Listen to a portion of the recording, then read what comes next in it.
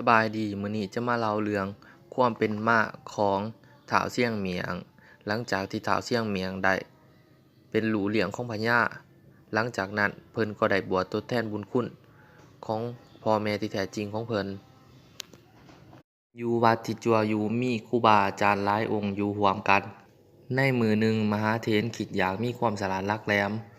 จึงพากันส่องหาอ้อยมาได้7 ลำเพื่อให้อ้อยเกิดเป็นแรงมีปัญญาความฉลาดหลักแหลมจึงได้เอาอ้อยไปสูญในป่า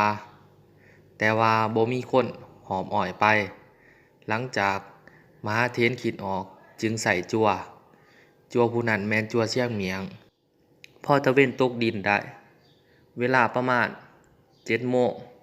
มหาเถรก็ใส่จั่วเซี่ยงเหมียงหอมอ้อยไปยังปราสาทพอฮอดได้เวลาดึกแล้วมหาเถรก็พากันสวดมนต์ใส่อ้อยหลังจากนั้นพวกมหาเถรก็ออกอุบาย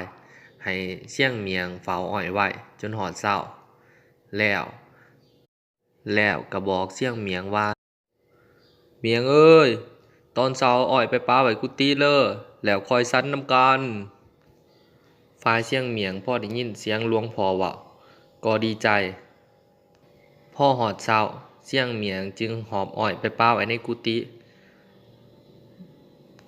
ย้อนความเมื่อยเซี่ยงเหมียงจึงได้นอนพักคราวหนึ่งปรากฏว่าเซี่ยงเหมียงนอนพักจนตอนเพลจึงตื่น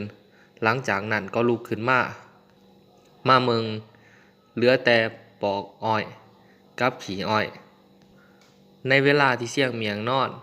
มหาเถรจึงฉวยโอกาสกินอ้อยจนเบิดเหลือแต่ขี้อ้อยกับขออ้อยไว้ให้เซี่ยงเหมียงแต่มหาเถรบ่ฮู้เลยว่าขี้อ้อยและปอกอ้อยมีมนต์อยู่ในหั้น